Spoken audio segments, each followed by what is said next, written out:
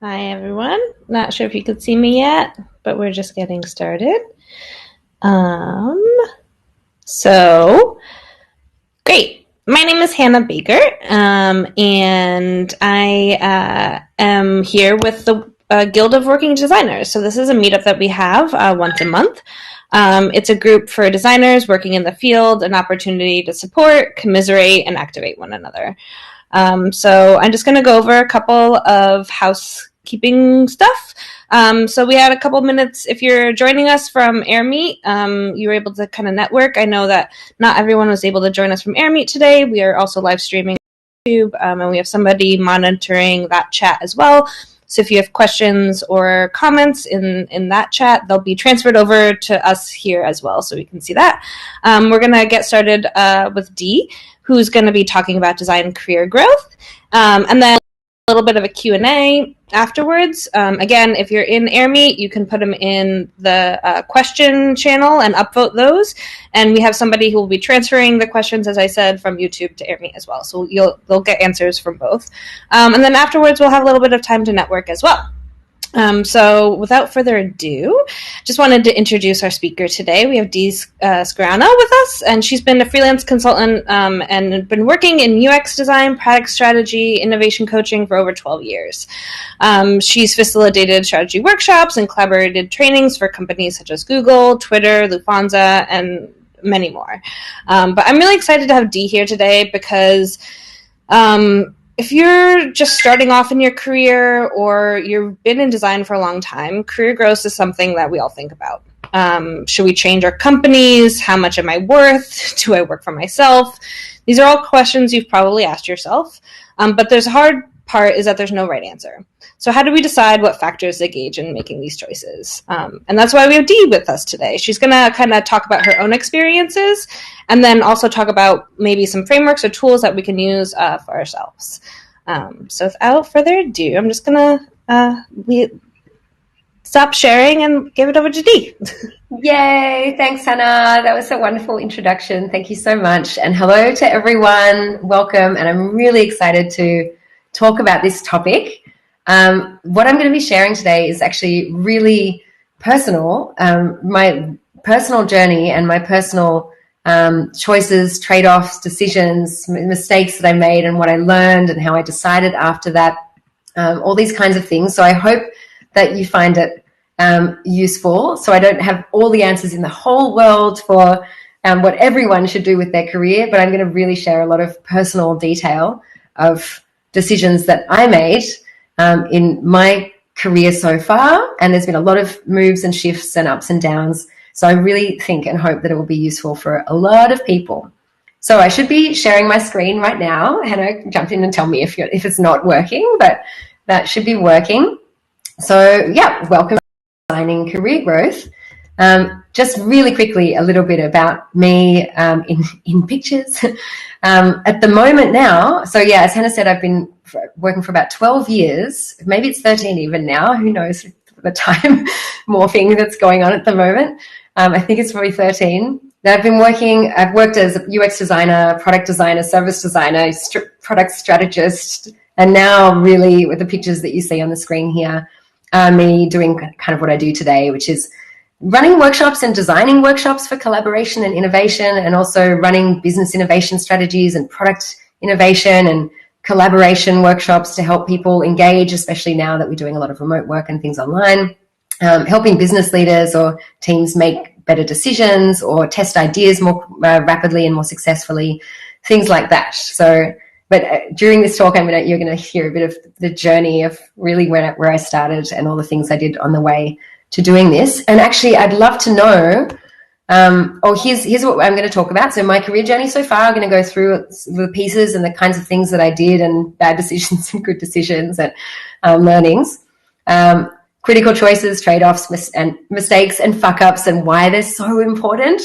how I recovered from a real career crisis, character strengths and values, which I'm going to go into more detail about exactly what I mean by that. And then how I use those, understanding my character strengths and my personal and professional values to design the career that I have today, which I love and I'm really happy with. So I hope that feels interesting and relevant to all of you. And what I'd love to know, Hannah, if you can, Hannah, and in the YouTube live stream as well, I'd love to know from everyone who's watching, if you can get in the chat and type something. Out of these things, what's the most interesting for you? Which one is like, oh my God, I can't wait to hear that story. I want to hear about that career crisis, or I want to hear about how Dee made critical choices and trade-offs in her job history, her career decisions. So if you can open the chat now and type something, and maybe give it a minute, Hannah, and then jump in, just interrupt me and like read out a couple. I'd love to know. We have a lot of career crisis. We have some of the fuck ups. Recovering from career crisis, fuck ups. We have some freelance choices, career transitions. Yeah, I would say the majority is crisis and recovery and fuck ups. Yeah, okay. It's a world of crisis at the moment, so that's not surprising at all. But that's really great. Thanks for jumping in and reading out, because that'll help me really focus on what people find interesting. And Hannah, maybe you can also just jump in if people mention something or ask questions that are kind of guiding this into a particular direction, like people really want to hear more about. Please jump in and just and let me know, because I can't see the different screens at the moment. Got it. I'll let you know. Perfect. So first, a really quick just overview of my career journey, like basically the jobs that I had and the moves that I made, and then I'm going to come back and then cover the choices in those moves and the mistakes and the learnings and all of those things. So to get started, it was 2008 when I finished studying, and I did go to university, but I'm also a strong believer that actually university isn't necessary today, and maybe a lot of other people are. Tell me if you feel differently. But I did a university degree. I didn't study design or anything, maybe slightly related. I studied IT and computing. And then my first job, or my first internship really was, I was an intern in a big, pretty traditional, boring old company, and the big IT department in there. So I was just really excited at the time to get an internship. But looking back later, I was like, yeah, this was not so exciting for a first job. Then this next job is actually the same company hired me after the 1 year internship. So it's kind of the same company, but I was hired as a proper junior product designer. And that's where I actually made a shift from that internship. Was in the IT department, and I had studied IT and computing. And then I got this IT internship, and then I saw all the different teams and the way that they worked and interacted. And there was really the back-end admin teams really creating the like databases and things like that for computer systems. And I saw the project managers, and I was on the help desk, the customer support desk for a while. And then I got to see the design team as well. And I was like, ooh, that, even though I've just done this degree, I think I like that. It's solving people's problems and understanding real needs and things like that. So I kind of was attracted to design, and I said, could I go into that team? And they ended up hiring me as a junior product designer, which is really lucky that I found that early on, that I really loved that. Then the next job I moved to, and I'm going to come back and go in a bit more detail about these as well, but the next job I moved to was also product designer, but I went up to mid-level. It was another company that I moved to after 3 years in that first one. Then this is where I moved to Berlin. So you maybe can tell from my accent potentially that I'm from Australia. And I moved to Berlin almost 8 years ago, which is where Hannah and Jeff are from as well. So in the same city here. But I needed to find another job, and I took a job as a service designer, different title for a very similar thing. And I actually they only hired me as a junior. So these emojis at the top are kind of telling you the state that I was in at the time. So studying, little baby chickadee intern. The first real job when they hired me, I was like, what's going on here? Juggling things around, trying to figure out what I was doing. Then when I was hired as I'm a proper designer now, I'm not a junior anymore. I was like, right, I've made it now. My career is just going to go all the way up from here. But then when I moved and I needed to find another job, I found a job at a company. I did a good interview, and then they offered me a junior position. So I was a bit of a reality check of like, oh, okay, maybe I'm not hot shit. Maybe I'm not the best designer in the world. And I went kind of back down to a junior. So there was a bit of a learning there, a bit of a reality check there. Then I'm skipping really fast through because we'll go back over in more detail. But The next job I took was a UX as a UX designer, and then I moved up to senior. So that was a really nice step. And this is where already I think almost 10 years have gone by. And then the next job after that in a different company, which I'll tell you about, was a product strategist and also a senior. And so now another 2.5 years in that job. And that's when I finally, just over a year ago, decided to go freelance. So I don't think this is like after 12 years of working in companies going freelance. And my point there is definitely not that you have to wait that long to go freelance at all, but I was kind of scared to go freelance and wasn't sure if I could do things on my own. And I kind of regret that decision, actually, because probably 5 years earlier I could have at least tried doing freelance work and seeing if it worked out. And being scared still after 12 years and saying, I don't know if I can do freelance, I really wish that I had just tried it out earlier, because it's a pretty low risk thing to try. You try it out, and if it's not really working in a few months, you can try and get a job. So I'm going to go back over that timeline now and talk about some of the most critical choices and trade-offs that I made during those times. So looking back at that again, that first job that I was talking about was in this big organization, really traditional, with departments and managers, and maybe every company has departments and managers, but really hierarchical, really kind of slow processes for everything, and really old processes that no one could be bothered fixing and changing and making faster and better. And it was 5,000 person organization, so it was really clunky, old, slow organization. Then that next job, where I was actually like, cool, I'm mid-level now, I'm a real designer, was also a corporate, a big, not so big actually, 200 people, but still with that corporate way of thinking. And that's when I had the first time in my career where I actually thought, how do I feel about this? What do I want? Do I want to keep working in a corporate? Do I want to work in corporate like companies all my life? And this feeling, this sense of this, like, is this working for me? Is the first time I thought maybe I should make some choices about my career and how it goes from here. So I had this thought, maybe I don't want to work in corporates. It's old, it's slow. I feel like I can't make changes because everyone's like, no, that's the way we do things here. So that actually led me to, this is the point actually when I moved countries and moved from Australia to Germany, to Berlin. And I had this thought, I really don't want to work for a big corporation anymore. And so when I moved to Berlin, I actually, I didn't know anyone, but before I moved, I would tell people I'm moving to Berlin, and they would tell me, oh, I know someone who moved there, or one of our other colleagues moved there. And I really just did a lot of grabbing of like, oh, could you send a Facebook message and connect me with that person? And I won't ask for anything from them, but just to like maybe buy them a beer when I arrive, because I don't know anyone, and we don't have to be best friends forever, but just they could tell me a bit about the city and help me get a feel of things. So I did that with a few people, and then all of those connections that I just started to make and doing some Googling and searching led me to, and with this in the back of my mind, I don't want to work for a corporate. It just helped me filter out all these big companies. In Germany, there's all these car companies, BMW, Volkswagen, all these other things, and also a lot of engineering companies and big German businesses, media companies as well, newspaper companies. They still exist. And I just blocked them out. I was like, I'm not going to waste my time looking there, because I know I don't want to work in a corporate again. I've been 4 years in big corporate organizations now. So I got this job at this really cool, kind of thoughtful, thought-provoking, creative agency.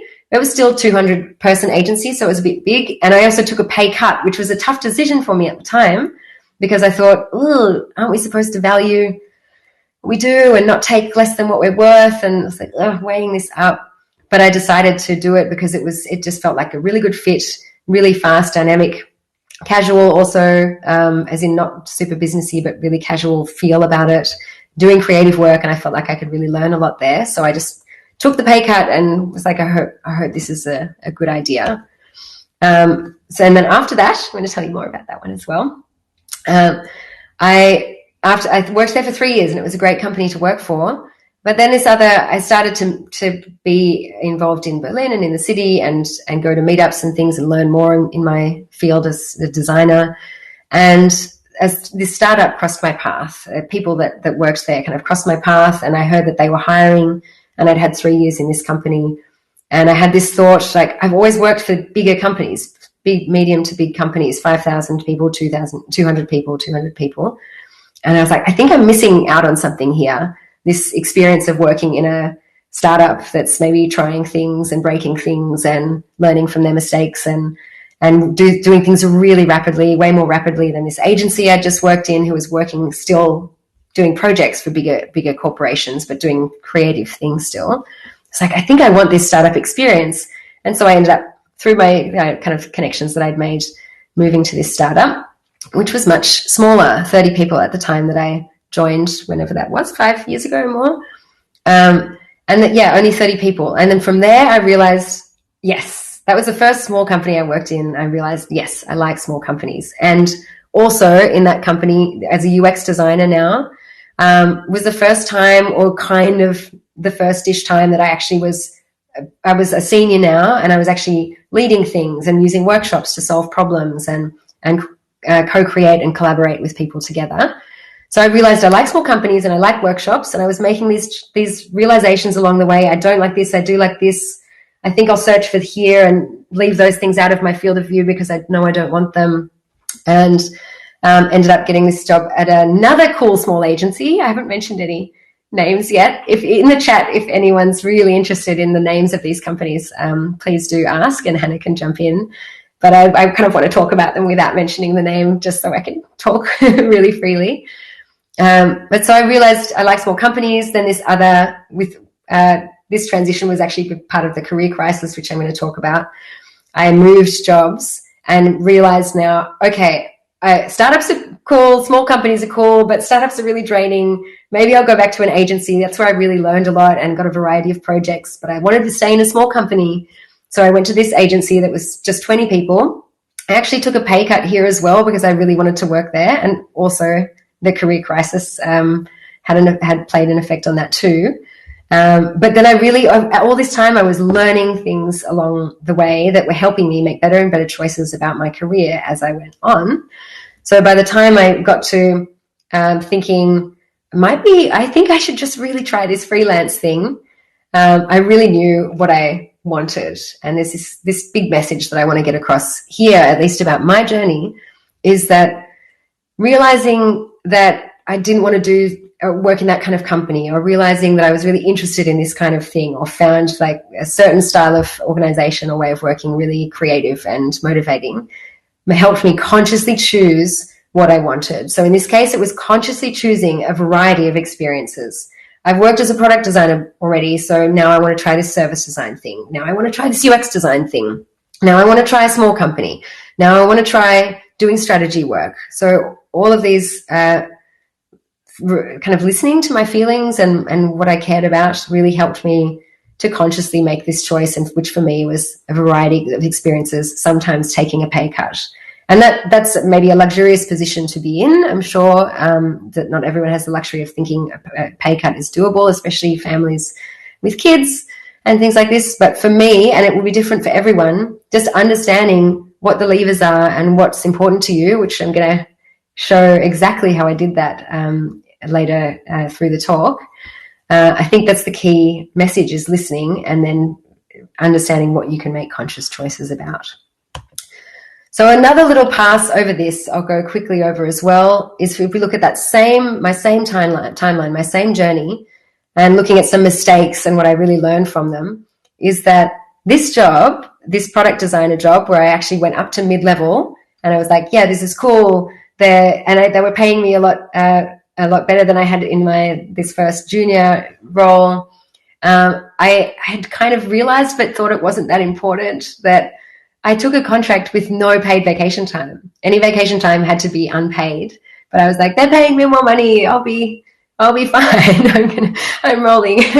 I'm making bank now, which was not true. And that was a big mistake, which I didn't realize at the time that it was going to be so crucial, but it made me change my decisions. And when friends said, hey, come on vacation with us, I would have to say, oh no, I've got this bill coming up. I can't afford it, because if I take vacation, I won't get paid. And it really changed how I made choices about my life. So huge learning there, which I then didn't make that mistake ever again. And then in the next job, where I decided to actually take the pay cut. That's when I moved to Berlin, took a pay cut, but realized that it really changed the whole trajectory of my career because of this. It was this cool creative agency. I was working with a bunch of really skilled, really diverse people with different skill sets, doing different kinds of projects for different kinds of companies. And that was really, and even though I had a pay cut and I went back to being a junior, that was really definitely a fantastic decision.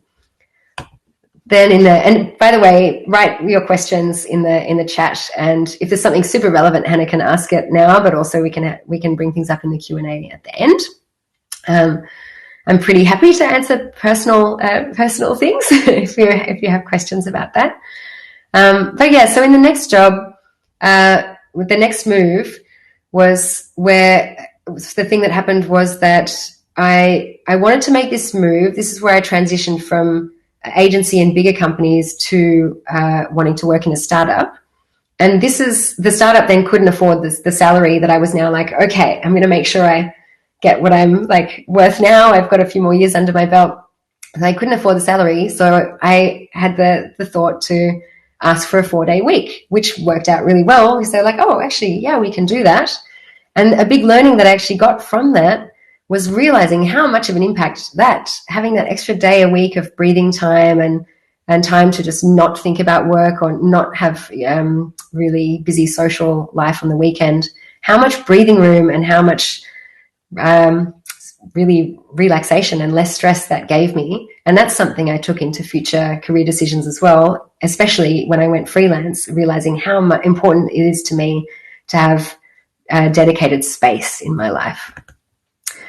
And then in the next job, I made another pretty big mistake that maybe everyone makes at least once in their career, is that when I moved to that job, they asked for my salary expectations. Maybe everyone has a story like this or has a friend that has a story like this. They asked my salary expectations and I just gave them a minimum and a max. Like, this is what I think I'm worth, but I also gave them a minimum.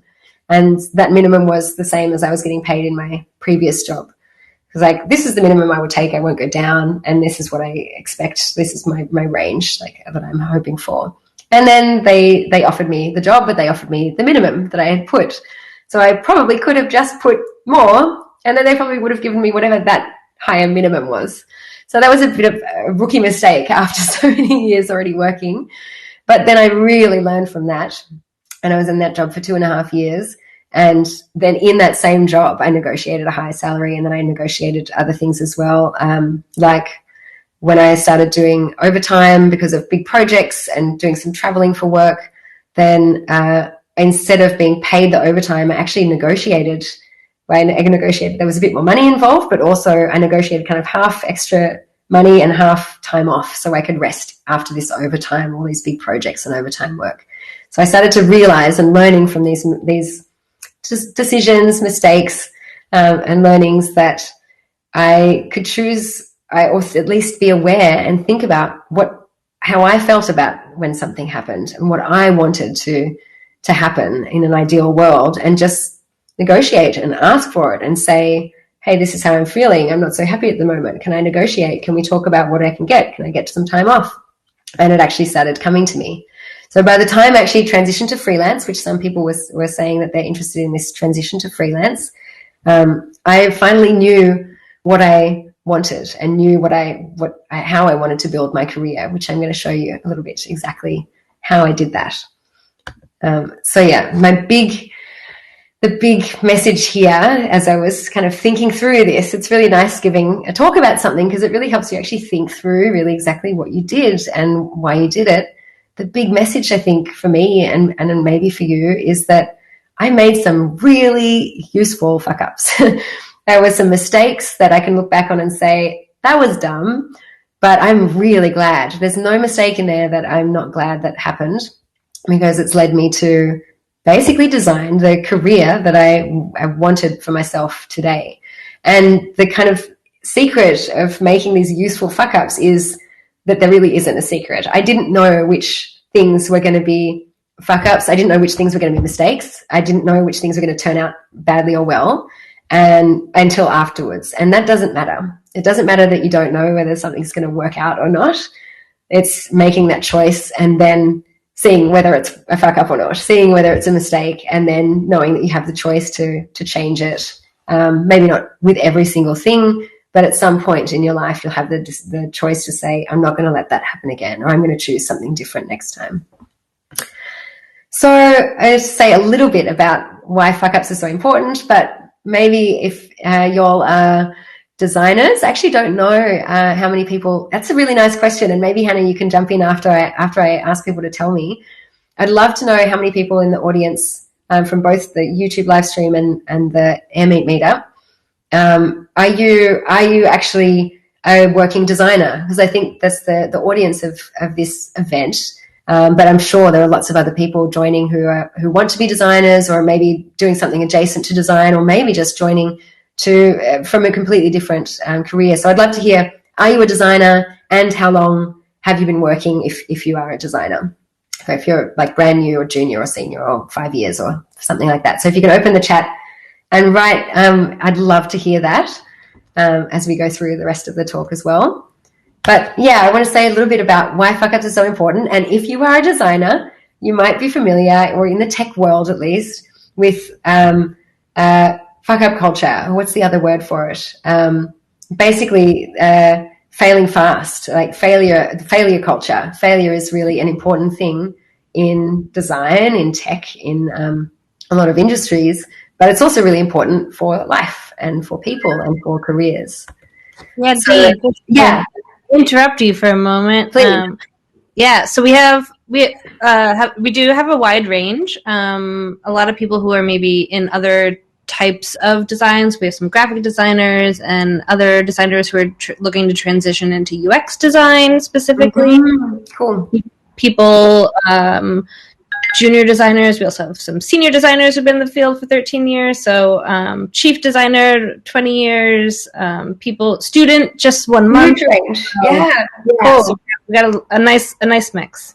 Okay, brilliant. Thank you. That helps. I'd like to know. Yeah, it really helps to be able to talk about what might be relevant. But actually, there's such a broad range of people here, which is really cool. And yeah, thanks for everyone for opening the chat and yeah, this is really nice, interactive two-way information.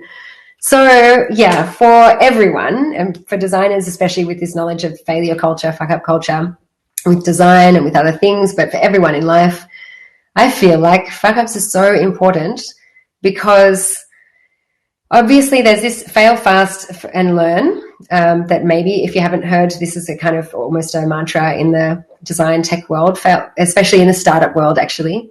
Fail fast, learn fast.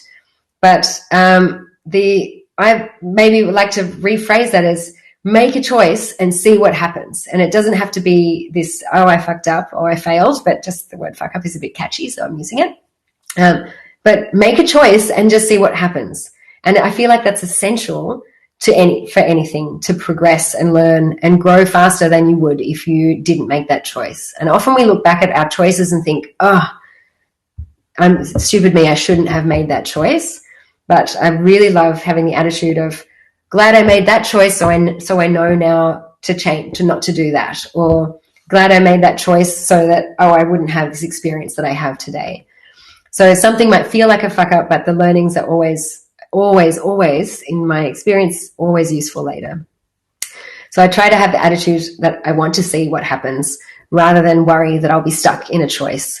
And there's another factor to this that I feel like, which I'm going to talk a bit more about as well, that if you kind of preempt this choice with how do I make this choice where I won't feel stuck after it, or I won't feel too stuck, I'll be able to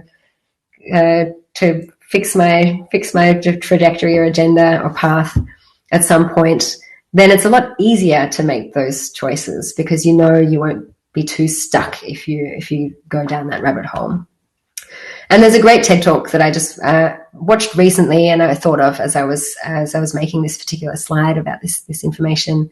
That's from Brene Brown. If anyone hasn't heard of Brene Brown, please Google her. It's Brene, Brene Brown.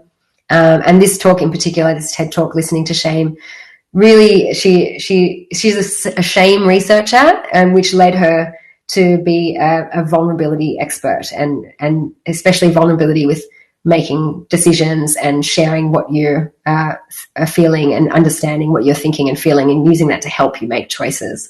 And she talks in this talk about courageously accepting that failure will happen and just doing stuff anyway and seeing what happens and learning from it. So it's a really great talk. Maybe Hannah's sharing that link now in the chat. So, Hannah, by the way, how much time do I have left? I've just realized I might be almost, do we have like, 5 more minutes or something?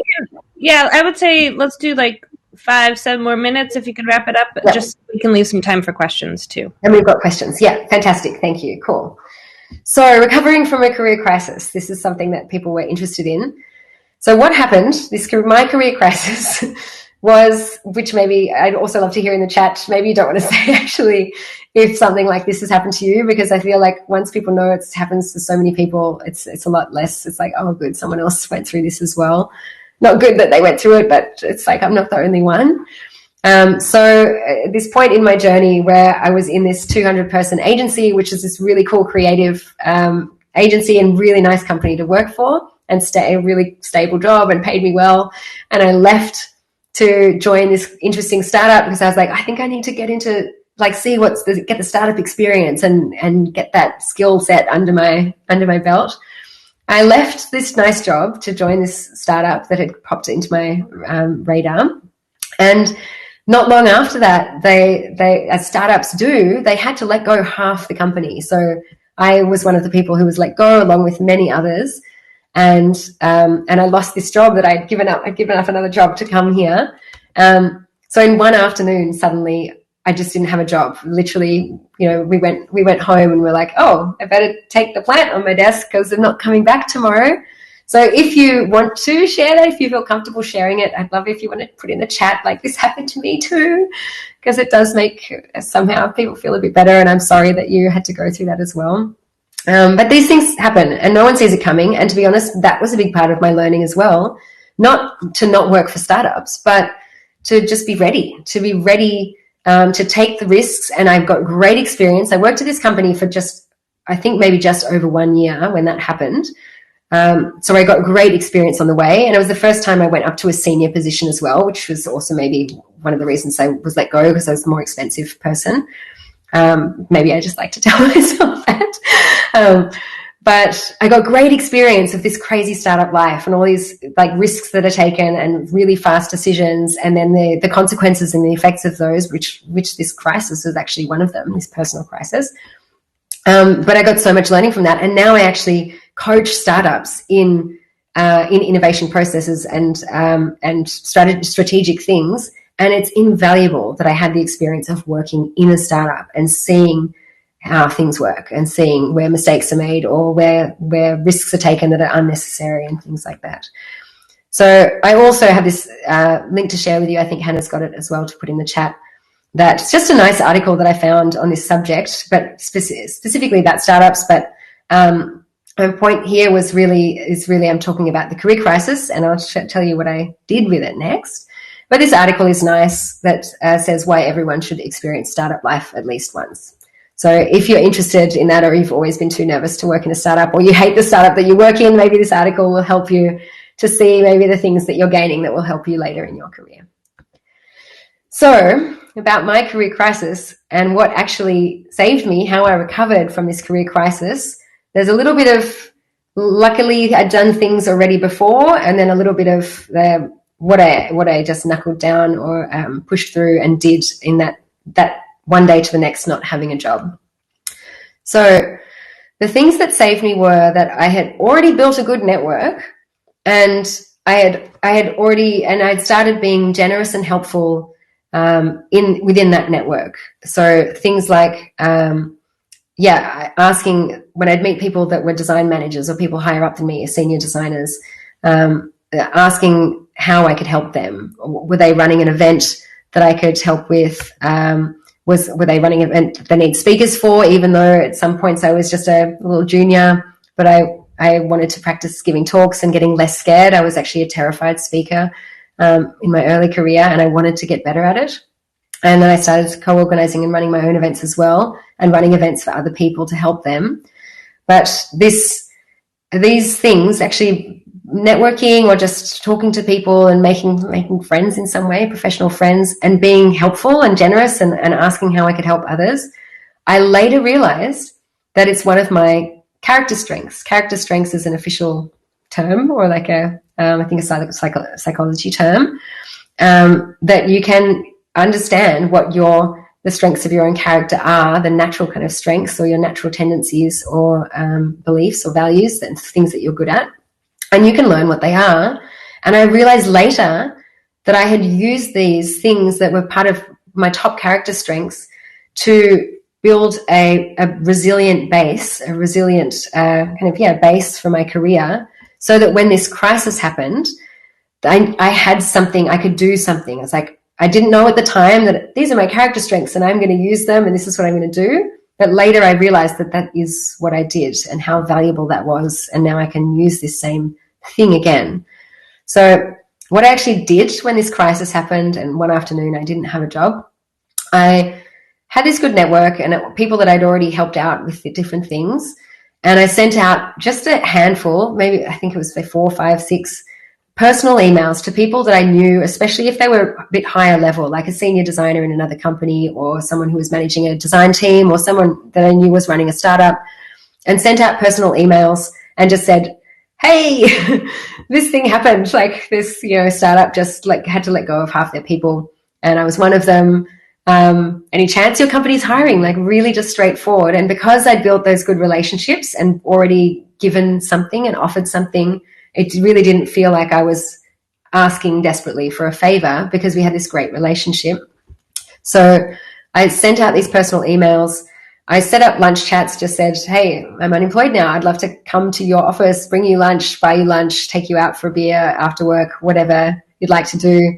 If you're not stressed out and if if there's anything you think you can do to help, if your company's hiring or anything like that. I sent out a few of these emails, set up a few of these chats. And there were a few companies that hit. One was this big traditional corporate. It was a car company. And I knew someone who was a senior designer there. And I had a lunch chat with them, but I was really like, no more corporates. So that helped me really angle my efforts more to this other company that was a smaller startup agency that I then pushed for. And then I interned, I volunteered a week of my time for free to just say, hey, you've got this project coming up next week. I know you probably don't have time to interview me or do this stuff. How about I just come work for a week for you for free? Because I think I'm good at the things that you're doing in this project. I can run workshops. I can do this. Maybe you need me, and I'd love to show you how I work, and the no strings attached. And that turned into getting a job at that company. So within 3 weeks of oh my gosh, I don't have a job, I had a job again. And I again want to mention that I'm fully aware that this is a privileged position, that I knew someone who worked in this company, and that I had this network. But I don't want this information, this slide right here, to come across as you have to be good at networking or you have to be generous and always offer your services to people for free. Not at all. Actually, I don't believe that you should need to do those things.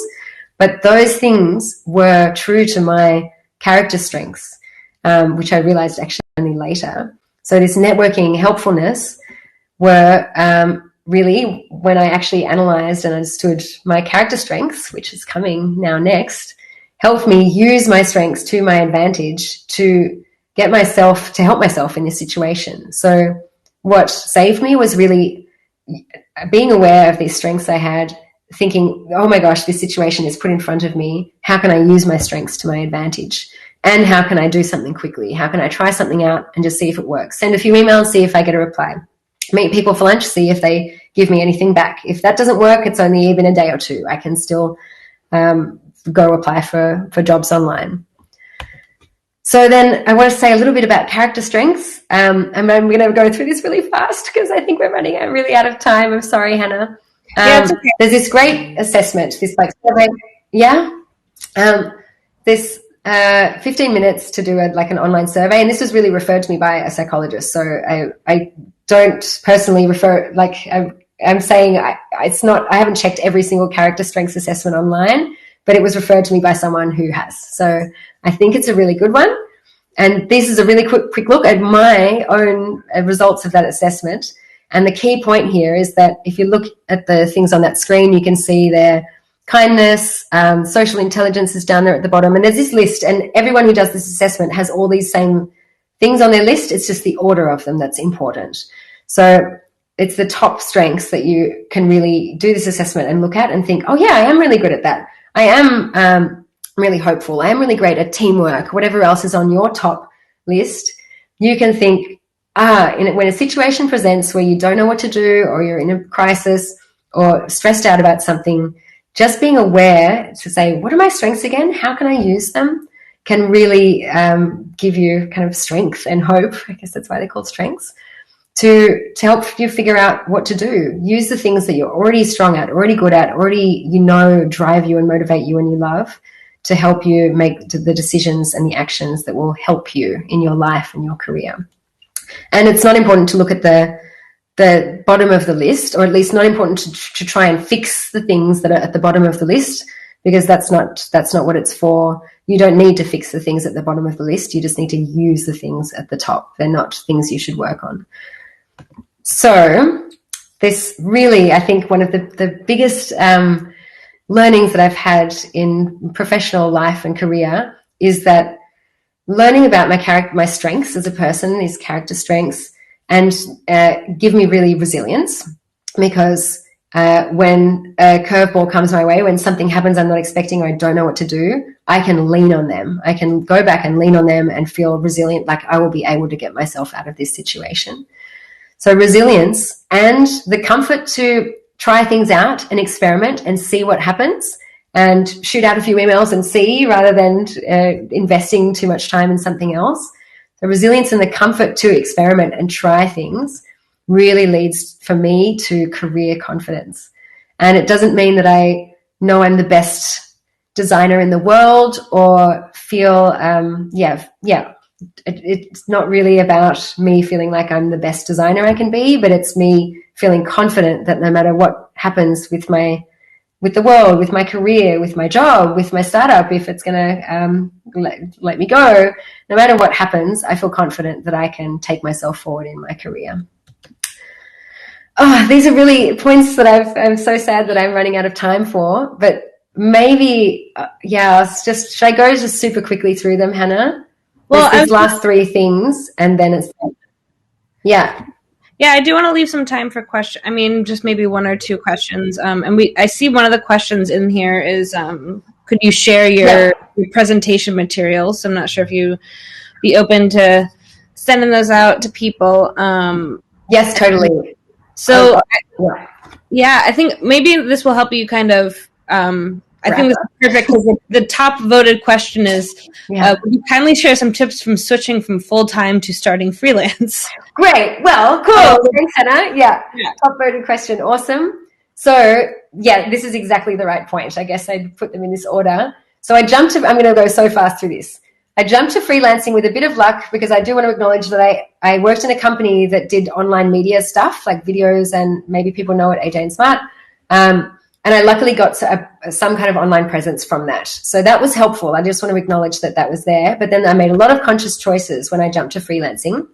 I figured out my values. I used them to think about what I wanted my freelance career to be like, and it's really use them to design how I did freelancing, and then also use this, like, let's just try something and see what happens. And I think this is a really important point for going into freelance.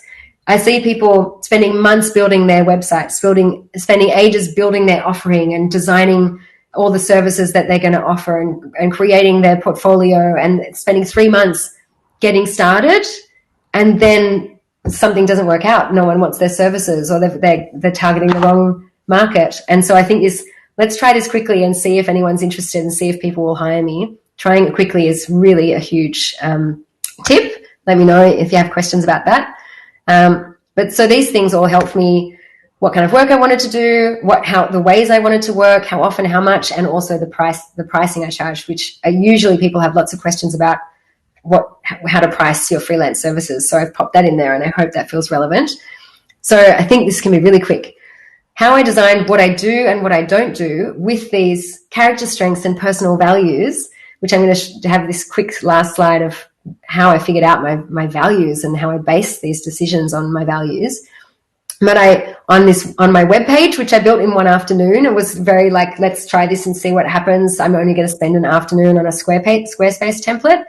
But I put the words in there that were the things that I wanted to do, not the things that I had always done, but what I wanted to do. So some people, I know there's at least a few people here that know that I did design sprints before, and I got really good at design sprints.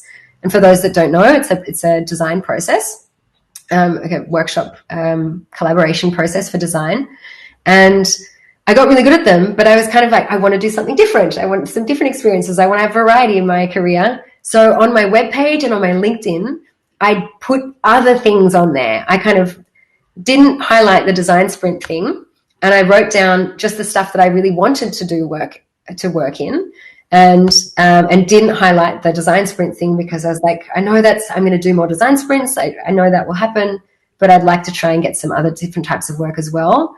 So I was really consciously thinking not what will people pay me for, probably design sprints, but let's just have a little guess and see, there's this extra tip, and see if I can manage to make my freelance career what I want and not just what people will pay me for. And it was really just a few weeks.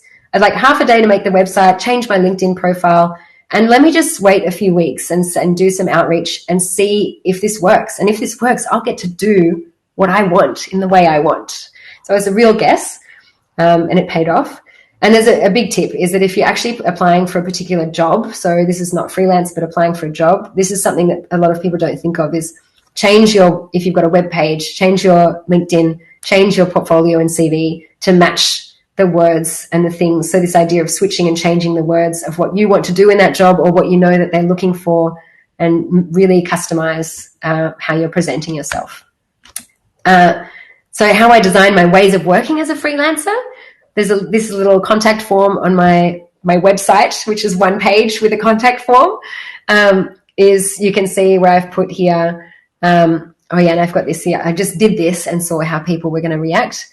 I wrote how I want to work. I don't want to work full time. On the left there, you can see I prefer to work in short things because I kind of get bored if you hire me for 3 months. I don't think I'll enjoy that. And on this other page on the right, you'll see that's something I send. It's like a doc I send to new clients to inform them of my ways of working before we start working together, so that I don't get stuck in a boring project or something that's not paying me well enough, or something that doesn't fit my values and my character strengths. So I'll let you read these highlights, and I will share the presentation for sure. And really quickly, the last thing is how I designed the actual pricing and rates. And I'm going to skim through it, but I feel like no one ever shares this kind of thing, and I feel like it's really interesting. So I'm just going to quickly run through it. I use my values to think about first, like, okay, how much money do I need or want to actually make, like per year, per month, whatever. How much time do I actually want to spend working for other people, other companies, other projects? And then with those two things, how much would I need to charge so that I could work the amount that I want to work and make the money that I want to make? It's very simple, but I'd never thought of it before going freelance and thinking, maybe I can design this. So the answer to the first question for me was, I basically just need to make the same as the salary in my last job. Maybe I should have aimed higher. Probably I should have. The second question, how much time do I want to spend working for other people? Like, well, would it be possible for me to actually work a quarter of full time, like 1-2 days a week? Would that even be possible? Or 1 week a month and then have rest? And have the rest of that time for other things like creative projects and actually doing my taxes and just resting and enjoying the space and time in my life, because I'd realized those were my values. And I came up with this formula. So if ideally I'd love to work a quarter of full time, a quarter of the week, quarter of a month, then I basically can take my old salary, divide it by 4 into quarters, and then get the daily rate by dividing it by 20, because it's generally something like 20 days in the month. And I've got this example here. I'm sorry I'm rushing through this so much, but I feel like, I don't know, so many people ask about pricing and freelance pricing, that this is another spin on it. This is not how much will people pay me. This is how much do I want? And let me just have a guess and see if people will pay that. I might as well try and get that and see how it works, see how it goes, and wait a few weeks and or have that first conversation and say, here's my rate, and see if someone says, oh, okay. Or if they say, oh, no, that's like 3 times more than we can afford. Okay, I'll learn something. But this is a real example. It's not exactly like what I'm charging or earning, because that maybe feels weird to share. But if you're earning 4,000 euros a month, it's monthly in Europe if people are joining from outside. We do monthly salaries here. So 4,000 euros a month would be, yeah, so my old monthly salary, wait, did I do this correctly? Yeah, my old monthly salary times 4 is 16, is 16 grand. So because, why did I do it times 4? I can't remember, but there's definitely, take a screenshot and it should definitely work out. Now I'm getting flustered, but basically it pops out this rate of 800 euros a day, which was like this is similar to what I was earning before. And then I get this daily rate, and then I thought maybe I should add a bit more onto this, because I know with freelancing there's all this stuff I don't even know about yet. There's more tax, there's more health insurance, all this stuff. And I came out with this figure. It wasn't exactly this, but something like this, 1,000 euros a day. And I just started telling people that was my rate. And then some people said no, and some people said yes. And I was like, okay, I'll do the ones that say yes. And I ended up, it's working. And now I've put my rates up even higher, actually. But it's really different to the normal way of thinking, which is, what will people pay me? What can I get? I'll just do that. Instead of this spin on it is designing how you want to do things, and thinking, having these simple methods of asking these questions and popping out these, okay, maybe I want this, maybe this is how I can make it work. And then that combined with being comfortable to experiment and test out quickly if it might work. So maybe we should leave it there, Hannah. This is yeah. No, I mean, I didn't want to stop you because I knew what was coming up at the end of the talk. But I'm sorry, we're over time. No, it's all good. There's a lot of really great questions in the chat, and we'll just kind of track them, and maybe we can respond to them digitally. And I know that for those of you that are in Airmeet right now, we will be able to chat a little bit afterwards at the tables. Jeff will be staying. What she did show is she has a Miro board that that talks about the values. I'll put a link in. People can take a look at it and stuff like that. Some more actionable things that you can really do if you're looking to make these choices, thinking about what transition you want to make, what frustrates you in your own current position, what values do I have that I want to hold on to, and then how does that kind of, what can I do about it? And so. I mean, it was, Sorry, I was going to just have on the screen as we go into the Q&A these last 2 big questions. Should I show that? I think maybe let's just jump into the. Okay. Yeah, I just want to ask one question, actually. I did just put the Miro board in the chat. I just talk so much. No, great. There's a lot of questions, but I think one that was kind of on reference to what we were talking about just now was like, what was it? It was something along the lines, I'm finding it now, of like, what have you learned from freelancing that you didn't learn at startups, agencies, or large companies? Yeah, okay. Should I set myself a 2-minute timer? Yeah. From the watch that Jeff gave me for my birthday, I've got a 1-minute timer on here. Okay. Definitely something I learned is that I had way more confidence than I realized. I was really scared to freelance because I was like, I'm not going to have a colleague to ask, like, how would you do this? Which actually just wasn't true, because I still had all the same friends and people that I could ask questions to. But I realized, I learned that when I put myself in a situation where I'm in a room with a client, with a customer, and they're asking me a question, I actually could come up with answers without questioning what would someone else do, what would my boss do, what does my boss want me to do. So that was definitely one thing. And another thing was organization, and it made me more strategic, because every single decision that I made was like, oh, if I do it this way, it's going to make my life more difficult, because I'm going to try and think of the way that's faster, easier, won't make me feel stressed out. I won't promise a client something that I don't really know how to do because I'll get stressed. I don't know if that's the angle where the question was going. But yeah, there's a lot of learning that were about individual kind of growth and work.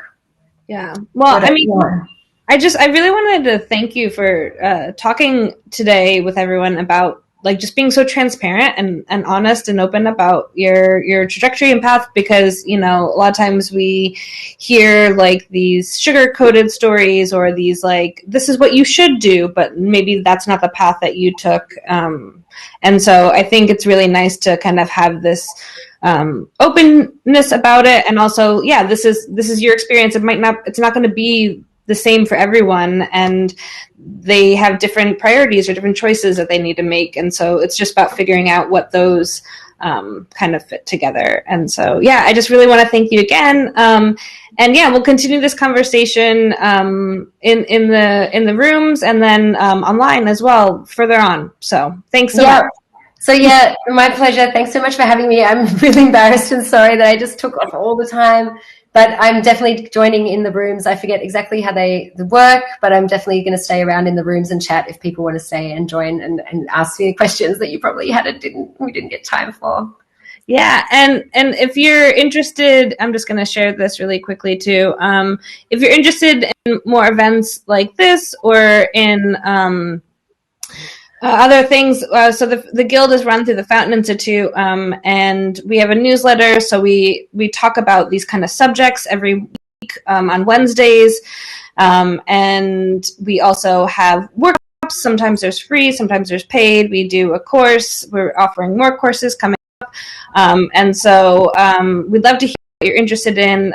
Check out the newsletter. This is where you can find out different events like this coming up. And if people, I mean, they saw your website on there, but is there any other way that people can find out about what you're doing or connect with you, Dee? Oh, I'm really bad at this because because space and time is so important in my life that I don't do a lot of, I'm kind of on Twitter, but I don't tweet really. But my site is deescarano.com, and there's a contact form in there, which you saw. So you can reach out to me if there's actually something you want to work on together. Pretty minimal website, but you could also follow me on Facebook, where I just post of events that I'm running, things that I'm doing as well. Can't think of anything else. Am I missing? Can you think of something that I should say? Okay. Thanks so much everyone for joining. I've really enjoyed being here, as you could tell, because I couldn't stop talking, but I really loved it, and talking about a subject that I don't get asked to talk about often. Thanks, Hannah. Okay. Everyone have a great